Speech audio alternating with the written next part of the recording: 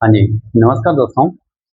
मैं कृषु सर आप सभी का हार्दिक स्वागत और अभिनंदन करता हूँ। तो देखिए दोस्तों, अपने यात्री के नजरे पाठ का जो चल रहा था, उसको आगे निरंतर जारी करते हैं। अपने एक विद्वान के बारे में पढ़ रहा था, उसका नाम क्या था दोस्तों? उसका नाम था इब्न बतूता। किसके बारे में अपने अध्ययन कर रहे थे दोस्तों? इब्न बतूता के बारे में, मतलब इब्न बतूता अपना चल रहा था। ठीक है, तो आप थोड़ा सा मेरे को रिवीजन करवा दीजिए दोस्तों, ताकि अपनी क्लास बनी रहे। तो देखिए दोस्तों, अपने जो पढ़ रहे थे किसके बारे में? इब्न बतूता के बारे में पढ़ रहे थे। ठीक है, तो इब्न बतूता जो था वो 14वीं शताब्दी में कहाँ आता है? भारत की ओर यात्रा करता है। कहाँ से आता है दोस्तों? मोरक्को से आता है। कहाँ से आता है? मोरक्को से आता है। उसके बाद में इसके ग्रंथ का नाम था, वो क्या था? इसके ग्रंथ का नाम था दोस्तों रिहल्ला। और इसके लिए एक शब्द का उपयोग किया जाता है, वो कौन सा था दोस्तों? हिटला। क्या कहते? इसको हटीला भी कहते थे। क्या कहते थे? हटीला भी कहते थे। और हटीला का मतलब होता है जिद्दी। क्या होता है दोस्तों? जिद्दी, मतलब जिद करने वाला। इसको क्या शौक था दोस्तों? इसको शौक था किसका? इसको शौक था यात्रा करने का, यानी घूमने फिरने का शौक था दोस्तों। किसको? इब्न बतूता को। ठीक, उसके बाद में इसने जो रिहला जो ग्रंथ किस भाषा में लिखा था दोस्तों? ये लिखा था इसने अरबी भाषा में ग्रंथ लिखा था। उसके बाद में देखते हैं तो इसके परिवार के बारे में। इसका जो परिवार था वो कैसा था दोस्तों? शिक्षित था। कैसा परिवार था? शिक्षित था और एक सम्मानित परिवार था। कैसा था? शिक्षित और सम्मानित परिवार भी था। किसका? इब्न बतूता का। इसके परिवार के अनुसार माना जाता है कि इसने बहुत कम उम्र में, मतलब कि कम उम्र में इसने क्या किया था दोस्तों? शास्त्रारूढ़ की शिक्षा, शास्त्रारूढ़ की शिक्षा हासिल कर ली थी। ठीक, उसी के साथ में माना जाता है दोस्तों इसके बारे में कि ये भारत के साथ में अन्य देशों में भी यात्रा करने गया था। जैसे मान लीजिए कि ओमान भी गया। ठीक, ओमान, फारस वगैरह। ठीक, यहाँ पे लिख सकते हैं, यानी सीरियाई देश भी गया था। ये कहाँ पे गया था? सीरियाई भी गया था। मतलब ये नहीं कि ये भारत आने से पहले किसी अन्य देश में यात्रा करके नहीं आया था। ठीक, और हाँ, एक मक्का, मक्का की भी ये तीर्थ यात्रा कर चुका था दोस्तों। कहाँ पे? मक्का की तीर्थ यात्रा भी कर चुका था। कौन? Ibn Battuta. अब देखिए दोस्तों, अपने इब्न बतूता को आगे जारी करते हैं, है ना? चलो भाई।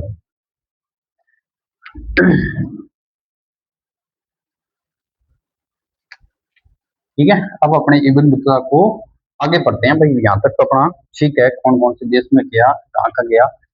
अब देखिए दोस्तों, अपने लास्ट में पढ़ के आए थे कि इब्न बतूता ने यात्राएं स्टार्ट की थी। कौन से, कब, किस देश में कब गया था। ठीक है, तो अपने ये अपने भारत में एक जगह आती है जहाँ पे बंगाल और असम की तरफ भी ये आया था दोस्तों। ठीक, बंगाल है। ठीक, मतलब बंगाल और असम भी आया था। ये कौन है? बंगाल और असम भी आया था। कौन है? Ibn Battuta. और इसी के साथ एक जहाज, मतलब जहाज के माध्यम से ये कहाँ जाता है दोस्तों? सुमात्रा जाता है। कहाँ जाता है? सुमात्रा जाता है। उसी सुमात्रा के बाद में, ठीक, मतलब एक जहाज था, उस जहाज के माध्यम से ये कहाँ जाता है दोस्तों?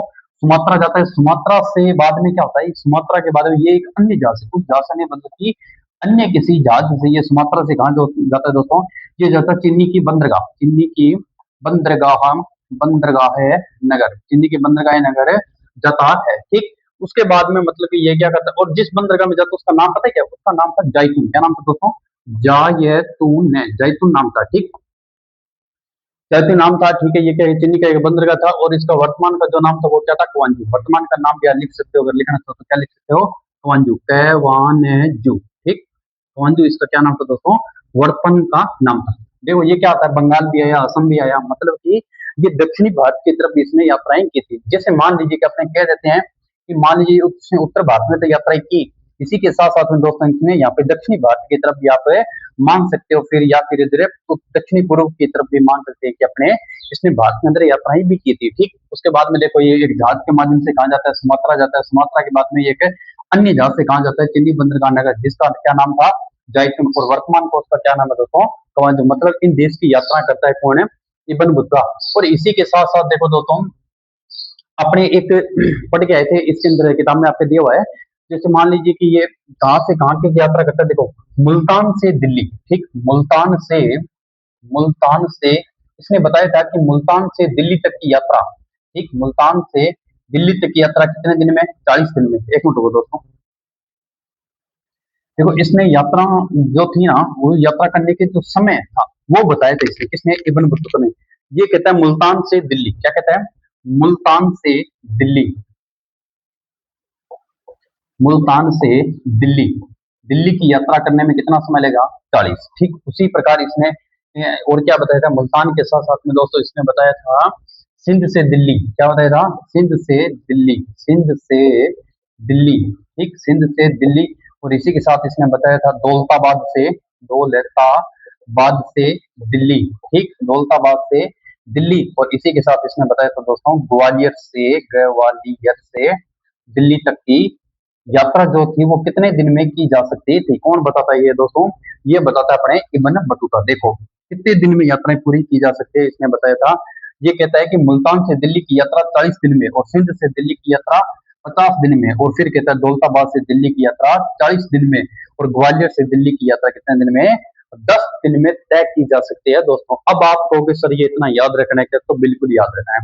अब आप कहोगे सर ये याद कैसे करें, तो इसको याद करने की एक ट्रिक है अपने पास में। देखो आप क्या लिखोगे, आप लिखोगे MD 40, ठीक, उसी प्रकार SD 50, ठीक, उसी प्रकार DD 40, ठीक, और उसके बाद में ग्वालियर यानी GD कितना, 10। अब देखो दोस्तों सबसे पहले आपको क्या याद करना है, इस साइड है, मतलब कि इस साइड में सभी की सभी जगह क्या आएगा, डीडी आएगा। क्या आएगा दोस्तों, डीडी आएगा। फिर लिखना आप एमएसडी एमएसडी एमएसडी एमएसडी, क्या लिखोगे, सबसे पहले लिखोगे ऊपर 40 डीडी डीडी, इस तरफ में पूरे में क्या आएगा, डीडी। फिर लिखना एमएसडी एमएसडी एमएसडी एमएसडी, ठीक, मतलब एमडी एसडी और डीडी और जीडी, ठीक। पहले डीडी लिखो, फिर एमएसडी लिख के जी लिखो, एमएसडी को क्या बोलोगे, जी, एमएसडी जी, एमएसडी जी, एमएसडी जी, ठीक, ऐसे बोलोगे। फिर बोलोगे 40 50 40 50 40 50 40 50 40 50 40 40 50 40। अब एक ध्यान रखो 10 वाला याद कैसे रखना है, ऐसे याद रखना है, 50 में से 40 के कितने बच गए दोस्तों, 10 बच गए, तो ये याद रखना है, ठीक है। सबसे पहले क्या है, एमडी, फिर एसडी, फिर डीडी, फिर जीडी, ठीक। मुल्तान से दिल्ली की यात्रा बताता है, ये कह रहा है कि मुल्तान से दिल्ली तक की यात्रा जो थी कितने दिन में तय की जा सकती है, 40 दिन में। उसी प्रकार ये कहता है कि सिंध से दिल्ली तक की जो यात्रा है वो कितने दिन में तय की जा सकती है, 50 दिन में। और दौलताबाद, ठीक, और दौलताबाद कहां पड़ता है, महाराष्ट्र में। दौलताबाद से दिल्ली तक की जो यात्रा है वो कितने दिन में, 40 दिन में। और ग्वालियर से जो दिल्ली तक की यात्रा वो कितने, 10 दिन में तय की जा सकती है। ये ग्वालियर, ग्वालियर कहां पड़ता है दोस्तों, ग्वालियर MP मध्य प्रदेश में पड़ता है। अब देखो इसी के साथ मतलब ये भी स्थान बताए थे इसने, ठीक है, मतलब बंगाल गया, असम गया, फिर एक जहाज से सुमात्रा जाता है, सुमात्रा के बाद एक अन्य जहाज से ये बंदरगाह नगर जाता है, जायतून जाता है। जायतून का वर्तमान नाम क्या दोस्तों, कवांजू। फिर ये कहता है कि इन स्थानों की जो यात्रा है वो इतने दिन में तय की जा सकती है। कौन कह रहा है ऐसा, इब्न बतूता। अब एक देखो दोस्तों इसने क्या कहता है, एक नारियल का भी वर्णन किया था, किसने, इब्न बतूता ने क्या किया दोस्तों, एक नारियल का वर्णन किया था, ठीक है। रुको एक मिनट। अब देखो दोस्तों इब्न बतूता जो है ना, इब्न बतूता ये क्या कहता है, इसने दो चीज का वर्णन किया था, किसका, नारियल का। एक तो सबसे पहले अपने देखते हैं किसको, नारियल को, ठीक है, किसका, नारियल का वर्णन किया था, ठीक, नारियल, नारियल का।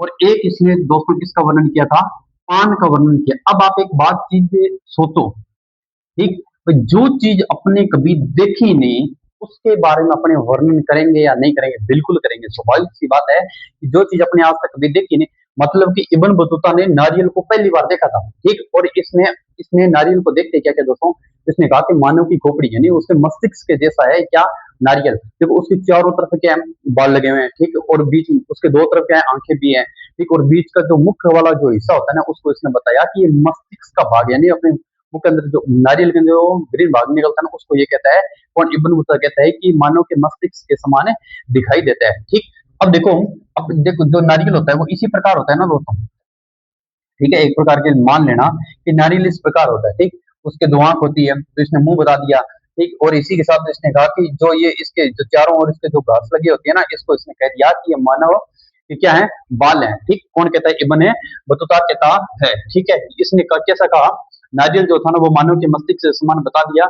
और ये कहता है कि कैसा होता है, ये मानव के मस्तिष्क के समान होता है। और नारियल को इसने क्या कहा, इसने नारियल के बारे में कहा कि ये हूबहू किसकी तरह दिखता है, हूबहू, हूबहू किसकी तरह दिखता है दोस्तों, ये खजूर की तरह दिखता है। कौन कहता है, इब्न बतूता कहता है, किसके बारे में, नारियल का। मतलब कि जो मक्का यानी जो मोरक्को था, यानी ये कहां से आता, मोरक्को से आता। यहाँ पे क्या होता है दोस्तों, खजूर की खेती ज्यादा की जाती है, इसलिए ये कहता है, इसने वर्णन किया था, मतलब कि इसने तुलना किसके साथ में की थी, इसने कहा कि खजूर की तरह होता है, ठीक। अब देखो दोस्तों इसने पान को मतलब कि अंगूर की लता की तरह उगाया जाता है, मतलब कि यहाँ पे इसका वर्णन करता है ये पान का। ये कहता है कि अंगूर की जो लता होती है ना, अंगूर की लता, उसी के समान उगाया जाता है किसको दोस्तों, उगाया जाता है किसको, अंगूर को, ये पान को, ठीक। अंगूर की लता के समान उगाया जाता है किसको, पान को। ऐसा किसने वर्णन किया था, ये इब्न बतूता ने वर्णन किया था। और इसी के साथ ये कहता है कि ये फल नहीं है, बल्कि ये खाने से क्या होता है, जायफल, यानी एक एक सुपारी के समान है। ये कहता है कि पान जो होता है ये का फल नहीं है, कौन कह रहा है, इब्न में तो था, ये कह रहा है फल नहीं है, बल्कि ये क्या होता है कि सुपारी के समान है। कैसे है दोस्तों, ये कि सुपारी के समान है, ऐसा कौन कहता है, इब्न बतूता कहता और जब इसको खाते हैं तब इसके छोटे छोटे भाग, यानी छोटे छोटे टुकड़े करने पड़ते हैं, छोटे छोटे टुकड़े, कौन कहता है, ये इब्न बतूता कहता है। क्या कहता है, इसके छोटे छोटे टुकड़े करने पड़ते हैं, खाने से पहले सुपारी के साथ में मिलाया जाता है। ऐसा कौन कह रहा है, इब्न बतूता कह रहा है, ठीक। टुकड़े नहीं तब तक चबाया जाता है और बाद में इसको पत्तियों के साथ में चबाया जाता है, ठीक है। मतलब कि जब तक इसके टुकड़े नहीं आए तब तक इसको चबाया जाता है और बाद में इसको किसके साथ में, पत्तियों के साथ में चबाया जाता है। ऐसा कौन कहता है, इब्न बतूता। यानी नारियल के बारे में उसने बताया किसके समान, मानव की खोपड़ी के समान, और जो पान था उसको किसके समान, अंगूर की लता के समान उगाया जाता है, ऐसा इसने कहा था। ये कहता है कि एक फल नहीं होता, बल्कि एक जायफल, यानी एक सुपारी के साथ मिला करके इसको तब तक चबाया जाता है जब तक इसके छोटे छोटे टुकड़े नहीं हो जाते, और बाद में इसको पत्तियों के साथ में मिला करके खाया जाता है। ऐसा कौन कहता है, इब्न बतूता कहता है। इसने दो फलों का वर्णन किया था, किसका, एक तो नारियल का और दूसरा पान का, किसके अंदर, अपने यात्रा वृत्तांत में, ठीक है। जो इसका ग्रंथ था कौन सा, रिहला, अरबी भाषा में लिखा गया था, उसके अंदर, ठीक है दोस्तों। तो अब देखो दोस्तों, इसके साथ में ये तो बना हुआ पान और नारियल तो कंप्लीट। अब अपने चलते हैं आगे, ठीक। हाँ, अब मैं लिखवा देता हूँ ना, काफी देर हो गई। देखिए,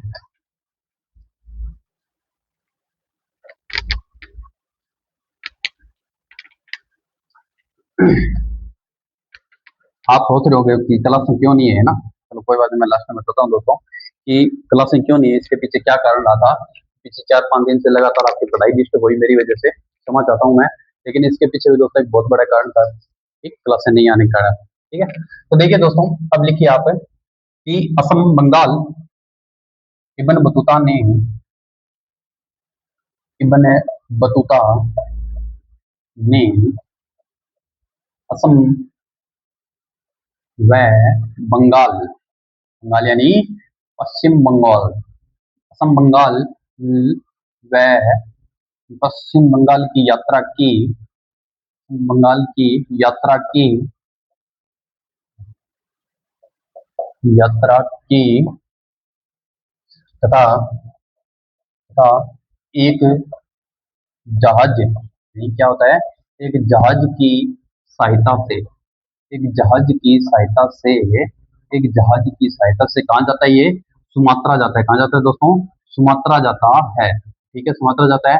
वह अन्य जहाज के माध्यम से, एक लिखना आप आगे, वह अन्य जहाज के माध्यम से, वह अन्य जहाज, अन्य जहाज के माध्यम से, माध्यम माध्यम से, ये माध्यम से ये कहाँ अन्य जहाज के माध्यम से ये कहाँ जाता है दोस्तों, ये जाता है चीनी की बंदरगाह, चीनी की बंदरगाहें, चीनी बंदरगाह नगर, चीनी चीनी रुको एक मिनट, चीनी बंदरगाहें नगर, बंदरगाहें नगर है क्या, जैतून, क्या लिखोगे दोस्तों, जैतून, क्या लिखोगे, जैतून, ठीक, जैतून, जैतून लिखना। वर्तमान इसका नाम क्या है, कवांजू, क्या नाम है दोस्तों, कवांजू इसका वर्तमान का नाम है, ठीक है, क्या लिख लेना, मैं लिखा देता हूँ, वर्तमान नाम क्या है इसका, कवांजू, ओके। ये देखो दोस्तों, मतलब इब्न बतूता ने असम बंगाल में असम और पश्चिम बंगाल की यात्रा की, इसी के साथ में जहाज के माध्यम से सुमात्रा जाता है, सुमात्रा के बाद में एक अन्य जहाज से ये चीनी बंदरगाह नगर कहाँ, जैतून जाता है, ठीक। इसी के साथ में इसका वर्तमान का नाम क्या है, ये है।